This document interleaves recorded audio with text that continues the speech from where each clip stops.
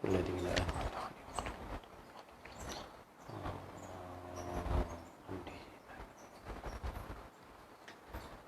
بسم الله الرحمن الرحيم الحمد لله وكفى والصلاة والسلام على رسولنا المصطفى وعلى آله وأصحابه وأنصاره وأتباعه وأهل ملته ومن اهتدى اللهم اجعل جمعنا هذا جمعا مرحوما وتفرقنا من بعده تفرقا معصوما ولا حول ولا قوة إلا بالله العلي العظيم قال الله تعالى في كتاب العزيز أعوذ بالله من الشيطان الرجيم يرفع الله الذين آمنوا منكم والذين أوتوا العلم درجات صدق الله العظيم. Alhamdulillah, kita rafakkan kesyukuran kepada Allah Subhanahu wa taala. Pagi ini pagi yang ke-23 daripada bulan Muharram 1442 Hijrah. Allah masih lagi menjangkan usia, berikan kita kelapangan, kesihatan, sama-sama berada dalam majlis ilmu dalam keadaan ada satu daerah di Kedah sedang melaksanakan PKPD, Perintah Kawalan Pergerakan diperketatkan. Tak apalah, ala kulli hal, mudah-mudahan pertemuan kita, perhimpunan kita ada manfaat, dan kalau boleh sama-samalah jaga SOP, jagalah peraturan yang telah ditetapkan.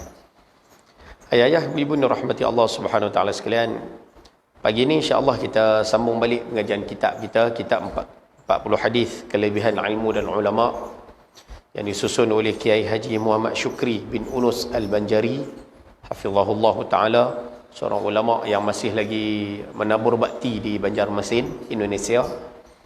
Dan kitab ni diterjemah ke bahasa Melayu oleh murid beliau sendiri, iaitu Syekh Ahmad Fahmi Zamzam, ataupun nama pena beliau Abu Ali Al-Banjari An-Nadwi Al-Maliki. Ini seorang ulama Nusantara yang memiliki rumah di Derang, Kedah. Beliau merupakan timbalan Syekhul Ma'had di Derang, Kedah, Darul Aman. Dan hari ini insya-Allah kita akan sambung pengajian kitab ini, yang mana kitab ini membicarakan tentang kelebihan yang Allah Ta'ala kurniakan pada ilmu dan juga ketinggian kedudukan yang Allah Ta'ala kurniakan kepada para ulama. Mudah-mudahan kita ambil pengajaran. Dan hari ini insya-Allah kita sambung muka surat yang ke-10. Surat 10 noh. Baik. Kalau dan kita lajak pergi sampai hadis yang ke-5 muka surat sebelah. Hari ini insya-Allah kita masih lagi bicara berkaitan dengan kedudukan orang alim, yang mana hadis pertama, kedua, ketiga kita dah bincang tentang kedudukan orang alim. Hari ini masih lagi kita nak kongsi sikit lagi berkaitan dengan kelebihan orang alim. Wa qala al-musannif rahimahullahu taala wa nafa'ana bi 'ulumihi wa bi kitabihi fi daraini amin ya rabbal alamin. Hadis yang keempat, tajuknya orang alim itu hidupnya berkat. Orang alim itu hidupnya berkat. Apa maksud berkat? Berkat ni maksudnya ziyadatul khair, kebaikan yang bertambah, kebaikan yang banyak. Orang alim ini hidupnya banyak kebaikan. Baik. Hadisnya berbunyi, an Ali radhiyallahu taala anhu qala qala Rasulullah sallallahu alaihi wasallam ni'mar rajulu al-faqihu fid din in ihtija ilaihi nafa' wa in istughniya anhu aghna nafsahu atau kama qala akhrajahu Razin. Daripada Sayyidina Ali bin Abi Talib radhiyallahu taala anhu berkata, telah bersabda Rasulullah sallallahu alaihi wasallam, orang yang paling baik itu ialah orang yang alim. Jika dia diperlukan, maka dia bagi manfaat pada orang lain. Jikalau dia tidak diperlukan, maka dia mencukupkan dirinya sendiri, yakni tidak menyusahkan orang lain. Hadis riwayat daripada Imam Razin. Baik, cuba tengok keterangan dia. Hadis ini keterangan dia pendek ya, sebab tu kita boleh baca dua pagi ini. Kata Nabi SAW, ataupun kita terjemah dalam bentuk keterangan dia, maksud hadis ini, sungguh berkat orang alim itu. Orang alim ni kehidupannya berkat, kerana dia sentiasa memberikan kebaikan kepada orang lain. Orang alim hidup atas muka bumi, Allah Ta'ala kurniakan kepada dia banyak keberkatan. Antara keberkatan dia, Ustaz, dia hidup atas muka bumi, dia memanfaatkan orang lain, dia bagi manfaat orang lain. Yang mana ayah-ayah, ibu-ibu yang mengaji pagi ni semua sedia maklum. 3 perkara yang mana kalau seorang tu meninggal dunia, pahalanya tetap berterusan walaupun dia dah meninggal. Salah satu pada 3 tu adalah ilmu yang bermanfaat. Mana-mana orang yang hidup atas muka bumi, dia sebarkan ilmu yang bermanfaat, dia mati, ilmu tersebut akan menjadikan dia mendapat bekalan di hari akhirat. Masa mudah dia, pahala dia tak putus walaupun dia dah meninggal. Faham tak bahasa Allah? No? Sebab itu orang yang alim atas muka bumi, yang hidup atas muka bumi, dia menyebarkan ilmu pada umat, dia mati nanti pun pahalanya tetap berterusan. Sebab tu hidup orang alim ni sangat berkat. Hidup bagi manfaat, mati dah pun orang masih lagi ambil manfaat. Baik. Sungguh berkat orang yang alim itu, kerana dia sentiasa memberikan kebaikan kepada orang lain. Dia dapat menunjuk manusia ke jalan yang benar dan dia tidak membebankan orang lain. Yang ni pun kita dah kongsi sebelum ini. Ayah-ayah masih ingat? Saya rasa pakai ingat lagi kau noh. Cerita berkaitan dengan seorang lelaki yang dah bunuh 99 orang. Cerita tu simple lah. Saya bukan nak detail-detail sangat cerita tu. Cuma nak sebut seorang lelaki yang pernah membunuh 99 orang.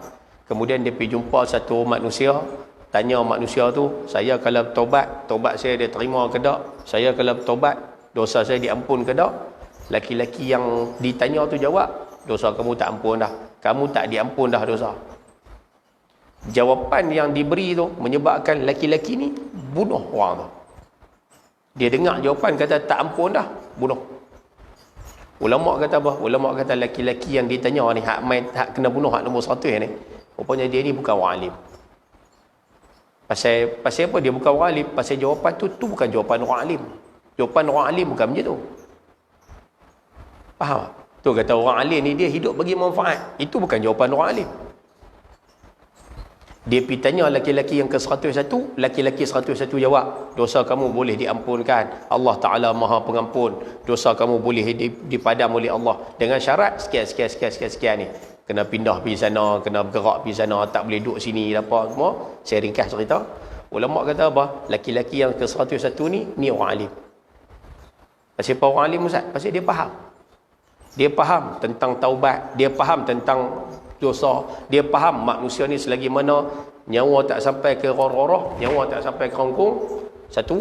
Yang kedua, matahari tak naik belah barat, pintu taubat dibuka. Dia faham point itu. Dia bagi jawapan kepada lelaki-lelaki itu. Ya, tu poin mudah. Sebab tu ayah-ayah yang ada di sini, kita kalau tengok orang buat maksiat, tengok orang buat dosa, kita perlu marah maksiat, kita perlu marah dosa yang dia buat, tapi kita tak boleh label dia yang dia neraka. Tak boleh. Tak boleh. Dia ni mati neraka, tak boleh. Dia ni terang-terang tak masuk syurga, tak boleh. Tak boleh. Pasal Nabi sebut dalam hadis, Nabi kata, Allah Ta'ala sebut ni, Allah Ta'ala kata, kalau kamu bertemu dengan aku, kalau kamu ni manusia, ya benar Adam, wahai anak Adam, kalau dosa kamu ni penuh langit, kamu minta ampun pada aku, Tuhan kata, ghafartu laka, aku ampunkan dosa-dosa kamu, wala ubali, aku tak peduli walau banyak mana pun dosa kamu. Satu. Dosa penuh langit sekalipun, minta ampun, Tuhan kata aku padam, aku tak peduli besar mana dosa kamu. Dosa kamu penuh bumi, kamu minta ampun pada aku, Tuhan kata aku ampun. Dan Allah Ta'ala sebut lagi dalam hadis kursi tu, Allah Ta'ala sebut, kalau kamu dosa banyak dengan aku, kamu mati, yakni lepas meninggal dunia lah, Tuhan kata kamu meninggal dunia dalam keadaan dosa banyak, tapi kamu tidak ada dosa syirik pada aku. Mati tapi syirik tak buat pada aku. Mati dalam keadaan dosa banyak, tak ada minta ampun, tapi tak buat syirik. Tuhan kata aku boleh datang kepada kamu, yakni aku boleh berikan kepada kamu pengampunan. Maksudnya kalau orang tu banyak dosa sekalipun, mati dalam keadaan buat dosa sekalipun, selagi mana dia tak buat syirik, dia masih ada peluang diampunkan dosa oleh Allah.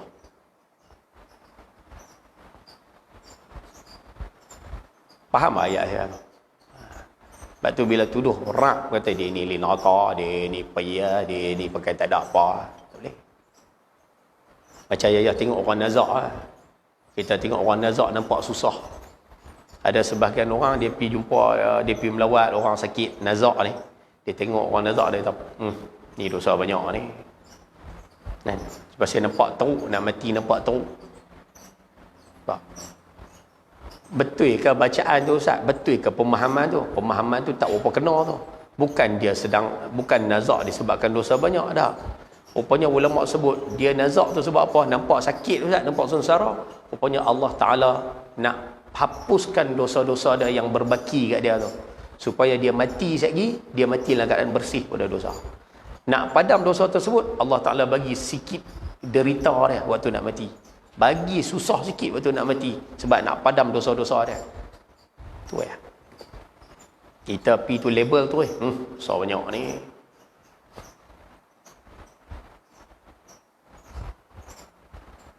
Faham ke saya duk cerita? No. Tu orang alim, cuba tengok dia boleh tunjukkan manusia ke jalan yang benar. Baik. Sebaliknya, terbalik pula. Jadi orang alim ni ustaz, hidup dia berkat. Sebab apa berkat? Sebab dia boleh bantu orang, tolong orang. Kalau orang tak mau, dia boleh duduk diri dia sendiri. Dia tak menyusahkan siapa-siapa. Ni kelebihan orang alim. Sebaliknya, orang yang jahil itu sentiasa membuat kerosakan di atas muka bumi. Tapi orang bodoh pula hidup atas muka bumi, buat kacau, buat rosak atas muka bumi. Tapi nak buat macam mana? Dia tak tahu, dia jahil, dia tak tahu. Dia buat kerosakan atas muka bumi. Sungguh malang si jahil ini. Kadang-kadang dia mau menolong orang lain, tapi hasilnya justru tambah merosakkan mereka. Ayah-ayah yang mana ada kitab, buat catatan sikit boleh tak? Buat catatan di buku tu sikit. Tulis kat buku tu, manusia paling baik ialah orang alim. Tulis kat buku tu.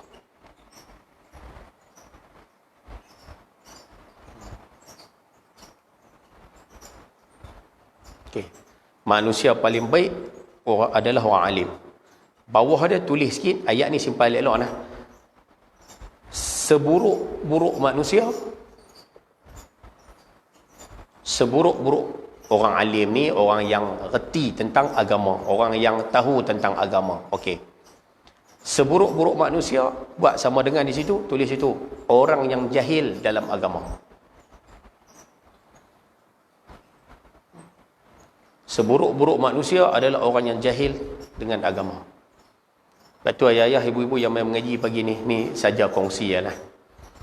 Sebab itu, kalau boleh kita nak minta yang hadir hari ni, tolong hati-hati dengan ayat yang bawah yang kita tulis tadi.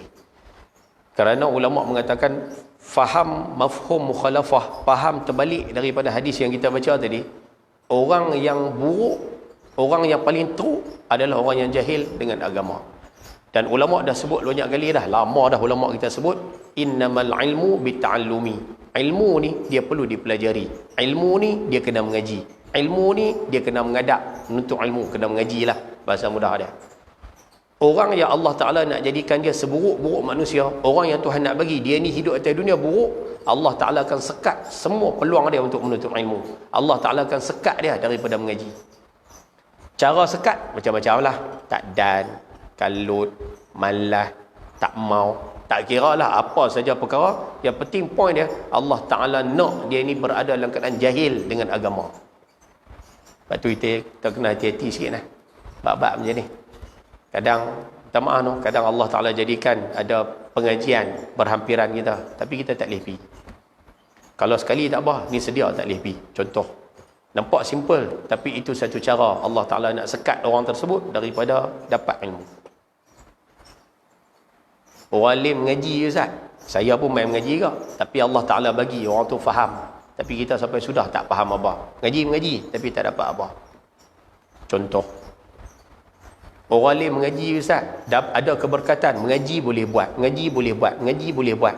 Tapi kita sampai sudah Ustaz, mengaji 30 tahun dah Ustaz, tapi hadut mengaji tu duk dengar banyak kali dah, tok guru duk ulang banyak kali dah point tu, tapi sampai lah umur 70 tak boleh buat. Sebab apa Ustaz? Sebab Allah Ta'ala sekat kita daripada beramal. Selagi mana tak beramal, ilmu yang kita dapat tu tak ada faedah. Sebab hasil ilmu ni amal. Dengar Ustaz, banyak kali dah duk dengar Ustaz benda ni, tapi pakcik buat tak tahu Ustaz, tak boleh sampai lah Ustaz, sampai lah tak boleh. Pakcik tak buat Ustaz, tahu tapi tak buat. Dia tahu tapi dia tak buat. Kena hati-hati no, sebab banyak perkara yang menunjukkan Allah Ta'ala sekat orang tu daripada jadi orang baik. Allah Ta'ala sekat orang tu daripada jadi orang baik. Cara dia, sekat dia daripada ilmu. Lepas tu ayah-ayah yang main mengaji hari ni, tak tahulah no, kita main mengaji ni okey insya-Allah no. Yang dengar kuliah, yang mengaji, yang ambil manfaat, balik beramal, yang ni tak ada masalah kan. Cuma kalau balik, try check tengok no. anak kita, bini kita, keluarga kita. Imam Syafi'i sebut, Imam Syafi'i menyatakan sekiranya seseorang tu dalam 3 hari tak masuk majlis ilmu, 3 hari tak duduk dalam satu kuliah, boleh angkat takbir 4 kali pada dia. Angkat takbir 4 kali ni gambaran sembahyang mayat. Maknanya kalau 3 hari tak masuk majlis ilmu, boleh sembahyang mayat pada dia. Apa gambaran Ustaz? Ni gambaran hati mati. 3 hari tak masuk majlis ilmu, hati mulai mati. Dia macam pokok kena siram air. Hati tu 3 hari kalau tak siram dengan ilmu, dia mati.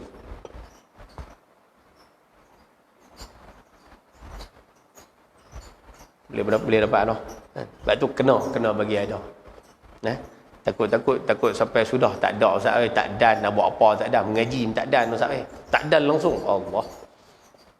Takut Tuhan tak nak kita jadi orang baik. Hak tu kita takut. InsyaAllah mudah-mudahan kita boleh ambil faedah daripada hadis yang keempat. Hadis yang kelima. Saja baca laju sikit. Okey. Hadis yang kelima, yang ni kita nak tengok sikit tentang keadaan orang alim. Tadi orang alim hidup dia berkat. Hadis yang kelima kita nak tengok sikit macam-macam jenis ulama.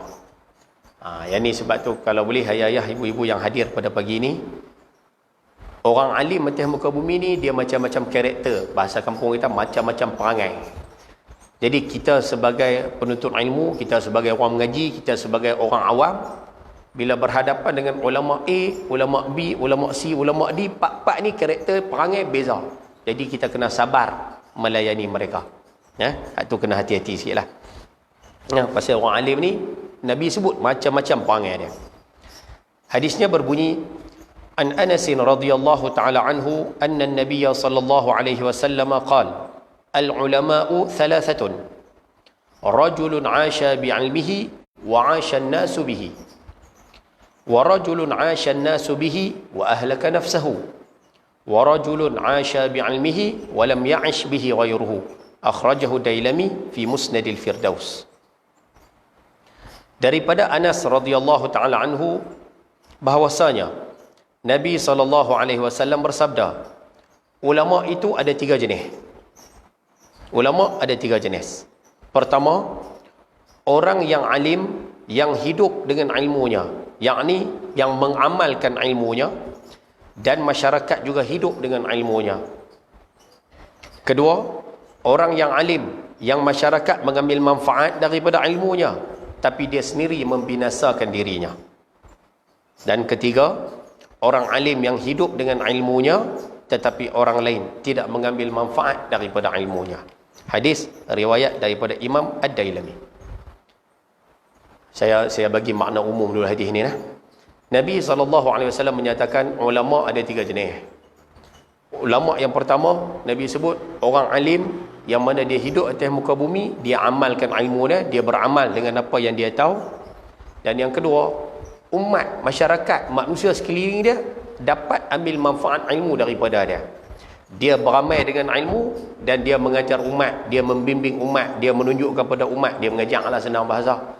Dia beramal, dia mengajar dan orang boleh ambil manfaat daripada ilmu yang dia ada. Itu satu jenis ulama. Ulama yang kedua, dia mengajar, orang semua ambil manfaat. Dia sebut sekian, buat benda ni, tinggal benda ni, buat benda ni, tinggal benda ni. Umat dapat ambil manfaat, kita semua boleh ambil manfaat dah daripada ulama ni. Tapi dia sendiri tak buat apa hak dia mengajar ni.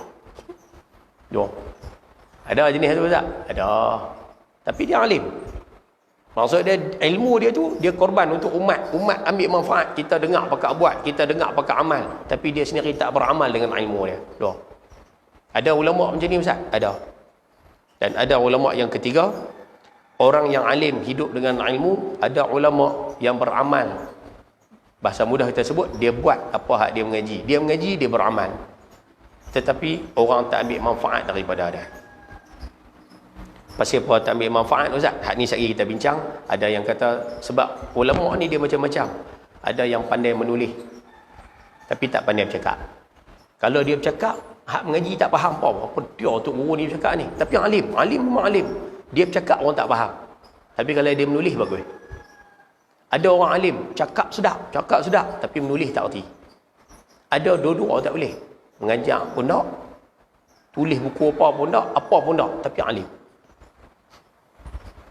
Alim. Ulama macam ni, dia bagi manfaat untuk diri dia. Untuk diri dia selesai Ustaz. Sebab apa? Dia alim, dia mengaji sampai jadi alim. Tapi orang lain tak boleh tumpang ilmu dia. Sebab apa? Dia nak sampai tak pandai, dia nak tulis pun tak erti. Ada ke ulama macam tu? Ada. Jadi ulama ni dia macam-macam passion. Yang semua perlu untuk kita raikan. Boleh dapat noh? Nampak macam tak setuju. Hari ni dia bagi tajuk macam ni. Jadi kita ikutilah. Baik, sambung. Orang yang alim itu macam-macam. Orang alim ni macam-macam passion, macam-macam karakter, macam-macam perangai. Yang satu ni, yang nombor satu tadi tu, lebih berperanan daripada yang lain. Dia beramal dengan ilmu, masyarakat ambil ilmu daripada dia. Masyarakat boleh ambil faedah daripada keberadaan dia tu. Dia ada di Sungai Limau, orang Sungai Limau dapat manfaat. Dia duduk di Kulim, orang Kulim dapat manfaat. Dia duduk di Marang, orang Marang, harta orang Malaysia ambil manfaat. Contoh. Dia berilmu, dia dapat bagi manfaat pada orang lain. Masyarakat sangat merasakan peranannya. Ni orang alim jenis nombor satu. Dia duduk di tempat tu, orang rasa dia ada tu. Masyarakat berubah, orang kampung berubah, orang pekan berubah, pakat berubah belakang. Yang ni yang ayah boleh tengok no. Ulama-ulama dulu bila mari satu tempat, dia duduk masjid, dia buat masjid, dia periduk masjid, masyarakat kawasan tu jadi baik. Sini masjid ni masjid lama kan? Masjid lama kan? Ada orang main buka tu kan? Ada. Macam banyak tempat macam Masjid Kubang Semang. Masjid Kubang Semang tu ada orang soleh main buka. Itu kalau kita lalu tu, kalau masuk dalam dia rasa lain. Masjid Matan, saya boleh cerita belah sana lah, saya orang belah sana. Masjid Matan Pasiang sama juga. Baik, kalau siapa yang lalu, saya orang Matan Pasiang. Masjid Haji Abdul Latif tu di Permatan Pasir tu. Masjid tu dulu yang buka Haji Abdul Latif tu lah. Tepi masjid tu kan ada satu bukit, nama Bukit Jelutung. Tu ada sampai lah. Nak buat masjid tu ambil kayu daripada bukit tu. Ambil kayu daripada Bukit Jelutung tu. Pakat kerat kayu, golek turun ke bawah nak buat masjid. Ada ketika golek-golek kayu tu sangkut. Tak tahu sebab apa dia sangkut tak mau golek. Dia tak mau turun. Haji Abdul Latif tu pergi duduk tepuk kayu tu. Turun lah, nak buat masjid ni. Turun lah. Golek sendiri sampai bawah. Dia tu nak sebut kata orang alim, dia beramal dengan ilmu, dia bagi manfaat pada umat. Dia usaha bina masjid, akhirnya apa jadi? Masjid naik dan orang kampung semua pakai dapat ambil manfaat. Masjid dari tempat berjemaah, tempat berhimpun, tempat buat program, tempat apa semua. Islam berjaya disebarkan. Jadi ulama tu ada situ, orang alim tu duduk situ, masyarakat dapat manfaat. Dan benda ni berlaku di seluruh dunia. Pergilah mana-mana tempat pun sama ya. Hatta daripada dulu sampai sekarang, sampai kiamat insya-Allah akan ada ulama macam ni. Dia ada, kita rasa dia ada tu memanfaatkan kita. Dia hidup tu kita rasa dapat ambil sesuatu. Dia tak ada, kita akan rasa kehilangan. Tu kisah. Tengok Dr. Zakir ni contoh. Time dia ada lah, dia antara orang yang banyak terkehadapan duk lawan dengan apa perbandingan agama, duk lawan etis, duk lawan apa semua ni. Time dia ada hari ni, cuba bayangkan kalau dia tak ada. Orang yang khusus terlibat dalam bidang dakwah, khusus duk terlibat nak cari, nak Islamkan orang bukan Islam ni, orang macam ni akan rasa Dr. Zakir Naik tak ada, dia akan rasa satu kehilangan. Sebab dia banyak dapat faedah daripada penyampaian dia, soalan yang dia jawab, ataupun daripada penerangan dia. Orang semua dapat manfaat. Ini ulama jenis nombor satu. Dia hidup, dia beralim, satu, beramal dengan ilmu. Yang kedua, masyarakat ambil manfaat. Ini jenis nombor satu lah. Baik. Masyarakat sangat merasakan peranannya dan dia juga mempunyai keahlian dalam memberikan layanan kepada semua lapisan masyarakat. Maka kewujudannya di tengah-tengah masyarakat laksana lampu yang menyinari kawasan di sekelilingnya. Ada ulama macam tu? Ada. Macam tu. Ya. Ada pula orang alim yang berperanan di masyarakat. Ada juga jenis duduk dalam masyarakat, Ustaz, hebat bagi manfaat pada masyarakat. Orang lain dapat mengambil manfaat daripada ilmunya. Dia mengajar, dia bercakap, dia tulis, semua orang dengar sedap. Oh, sedap. Dia ni kalau mengajar, orang faham. Dia ni kalau tulis buku, orang baca, orang reti. Dapat sesuatu. Dari sudut untuk masyarakat, cantik. Tapi dia sendiri jauh dari mengamalkan ilmu yang ada di dadanya. Tapi dia sendiri tak beramal dengan apa yang dia cakap. Dia sendiri tak buat apa dia cakap. Tapi kalau mengajar, suruh hak tu, suruh hak ni. Dari sudut ilmu, dia bermanfaatkan orang lain. Tapi dia sendiri tak buat. Seperti sebatang lilin yang membinasakan diri sendiri walaupun dia dapat menerangi kawasan yang ada di sekelilingnya. Orang lain boleh reti belaka tapi dia tak beramal dengan ilmu. Ada jenis ni? Ada. Ni pun ada. Jenis ni pun ada.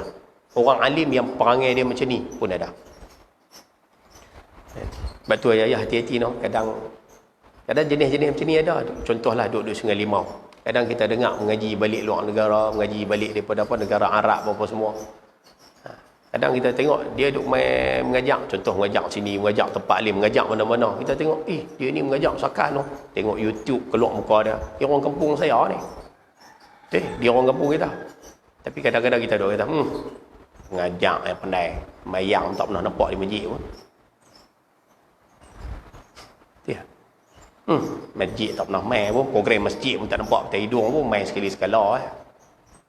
Kadang mulut kita tu capui. Capui. Dia masuk kategori kedua ni. Dia bagi manfaat untuk orang. Tapi dia sendiri tak beramal dengan ilmu dia. Dia juga masih dikira orang alim. Habis tu boleh kata, Ustaz? Tak payah kata, nasihat. Ni Ustaz, lama tak nampak Ustaz di masjid. Dia tak boleh duduk di kedai kopi. Apa ni, mengaji saja. Main masjid pun tak, apa pun tak, apa pun tak. Dia pasal dia tetap orang alim. Faham? Nampak macam tak setuju pun, nampak. Boleh no? Kena hati-hatilah. Benda-benda macam ni kena hati-hati. Dua. Dan ada pula orang yang alim, yang dia dapat mengambil manfaat daripada ilmunya. Ada orang alim, dia beramal dengan ilmu. Dia mengaji, dia buat apa dia mengaji, Ustaz. Apa yang disuruh, apa dilarang, dia buat, Ustaz. Dia jaga sungguh-sungguh. Tetapi dia tidak dapat menyampaikan ilmu kepada orang lain. Tapi tak boleh nak bagi tahu, nak sampai, nak mengajar apa semua tak boleh. Mungkin dia tidak mempunyai kemampuan menyampaikan ilmu dan orang lain sulit memahami apa yang disampaikannya. Saya kata dah tadi, ada orang alim yang Allah Ta'ala bagi. Dia pandai, dia alim tapi tak pandai bercakap. Dia bercakap jam terus. Orang dengar apa dia bercakap ni. Tapi alim. Ada orang tulis pandai, cakap tak pandai. Ada orang cakap pandai, tulis tak pandai. Ada orang dua-dua tak boleh. Dua tak boleh. Lepas tu kena tengok kan benda-benda macam ni. Kalau tak silap saya, Imam Ahmad bin Hanbal ni salah seorang ulama mazhab. Imam Ahmad bin Hanbal, kalau ayah perasan, beliau tak pernah mengarang satu pun kitab fiqh. Walaupun beliau pengasas mazhab Hanbali. Tak ada kitab fiqh. Kitab hadis ada. Musnad Imam Ahmad bin Hanbal. Kitab hadis ada. Tapi kitab fiqh tak ada. Yang susun kitab fiqh tu anak-anak murid. Kitab hadis ada. Hadis sebab mengapai. Bila menghafal tulis. Tapi kitab fiqh tak ada. InsyaAllah nak sebut kata ulama' ni macam-macam. Kata Syekh Fahmi di penghujung perenggan ni, nak habis dah. Syekh Fahmi kata, ya, memang orang alim itu tak sama peranannya. Ada yang masuk dalam masyarakat, ada yang diri sendiri tak beramal tapi masyarakat dapat, ada yang diri sendiri okey tapi dengan orang dia tak boleh nak kongsi dengan orang ramai. Memang orang alim ini tak sama peranannya, namun persamaan dia pun satu. Mana? Satu. Hak ulama nombor satu tadi ke, hak dia sendiri beramai orang dapat. Hak nombor dua ke, orang lain dapat dia lingkup. Ataupun yang ketiga, dia beramal tapi orang lain tak dapat manfaat daripada dia. Walaupun tiga ni nampak gaya berbeza peranan, tapi persamaan dia pun satu. Apa dia? Mereka tetap tidak merosakkan masyarakat. Dia tak rosak orang. Dia reti, dia tak rosakkan orang. Dia mengajak orang, dia tak rosakkan orang. Dia tak mengajak siapa-siapa pun, dia tak merosakkan orang. Dia ajak orang kebaikan pun dia tak merosak. Poin mudah dia, nombor satu, nombor dua, nombor tiga, kategori ulama ni, tiga-tiga tak merosakkan manusia. Sebab tu orang alim, Allah Ta'ala pilih mereka sebagai orang yang paling baik. Dapat noh, insya-Allah noh, mudah-mudahan Allah Taala jadi kita orang alim. Tak jadi orang alim pun insya-Allah Allah Taala jadikan kita di kalangan orang-orang yang hampir dengan orang-orang alim kerana mereka orang yang baik. No? Di sini ada satu poin saya tulis, tak tahulah kalau siapa nak ambil noh. Kita pernah dengar perkataan ulama su, ulama jahat. Ni sebagai penutup noh. Dalam senarai ni kita mengaji ada ulama ada 3. Habis tu ulama su nak buh mana ustaz? Su ni maksud dia jahat. Ulama jahat nak bubuh di mana ustaz? Yang ni yang ulama sebut. Ulama kata apa? Ulama su dia bukan ulama sebenarnya. Bukan ulama. Ulama su bukan ulama. Habis tu ulama su ni ustaz, sebab ulama su ulama yang merosakkan umat. Merosakkan umat ni bukan perangai ulama. Merosakkan umat ni bukan sikap ulama. Ulama dia tak merosakkan umat. Ulama su orang yang merosakkan umat. Jadi dia sebenarnya bukan ulama. Habis tu pasal apa panggil dia ulama su ustaz? Pasal apa buh ulama su, ulama jahat? Pasal apa ada gelaran ulama tu? Dalam bahasa mudah dia macam inilah.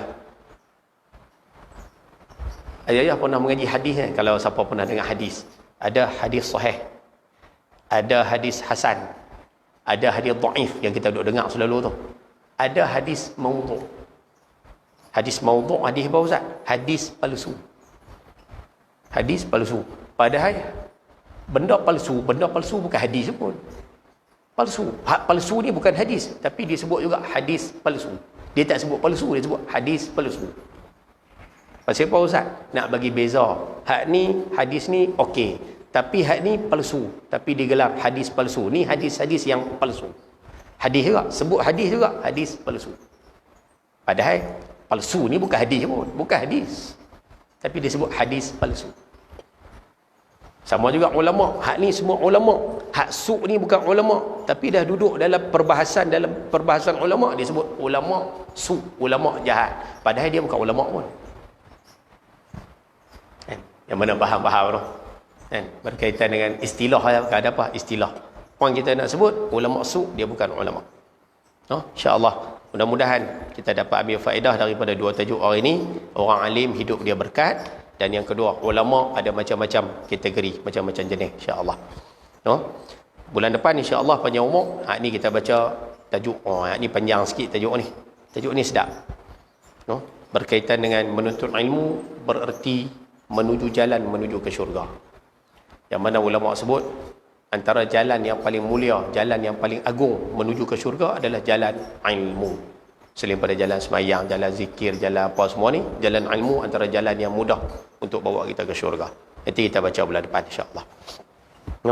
Jadi saya rasa cukup sekadar itu untuk hari ini. Apa yang baik daripada Allah Subhanahu Wa Taala, yang buruk kelemahan saya sendiri. Mohon maaf terkasar bahasa tersalah kata. Pakat-pakat jaga SOP, pakat-pakat jaga peraturan, dan pakat-pakat doa lah. Pasal negara kita duk rasa kuih lama ni, kuih lorat ni. Rasa akan berlaku pilihan raya dalam masa yang terdekat. Wallahu alam bila, tapi nampak gaya akan berlaku. Jadi pakat-pakat. Inilah yang mana yang ada anak cucu yang belum mendaftar sebagai pengundi, balik nanti tanya tengok tolong tanya daftar. Sebab kita tak nak pisang berbuah dua kali, kita tak nak benda yang lama berlaku semula. Jadi balik tanyalah. Sebab orang Melayu ramai lagi tak daftar, anak-anak Melayu ramai tak daftar. Jadi balik pakat-pakat bagi tahu, tanya tengok tak daftar, boleh sekarang ni boleh daftar, ada orang yang dilantik boleh daftar. Daftarlah. Jangan biar rugi. Kalau tak daftar rugi sangat-sangat. Kita nak kalau boleh biar negara kita dalam keadaan stabil. Jadi saya cukup sekadar itu. Sekian, wabillahi taufiq wal hidayah. Assalamualaikum warahmatullahi wabarakatuh. Bismillahirrahmanirrahim. Alhamdulillah rabbil alamin, wassalatu wassalamu ala asyrafil anbiya wal mursalin wa ala alihi wa sahbihi ajma'in. Allahumma rabbana zidna ilma wa wasi' fi rizqina wa barik lana fima razaqtana waj'alna mahbuban fi qulubi ibadik wa azizan fi uyunihim waj'alna wajihan fi dunya wal akhirati wa minal muqarrabin. يا كثير النوال يا حسن الفعال يا قائما بلا زوال يا مبدئا بلا مثال فلك الحمد والمنة والشرف على كل حال.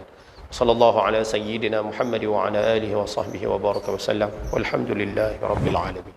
تقبل الله منكم.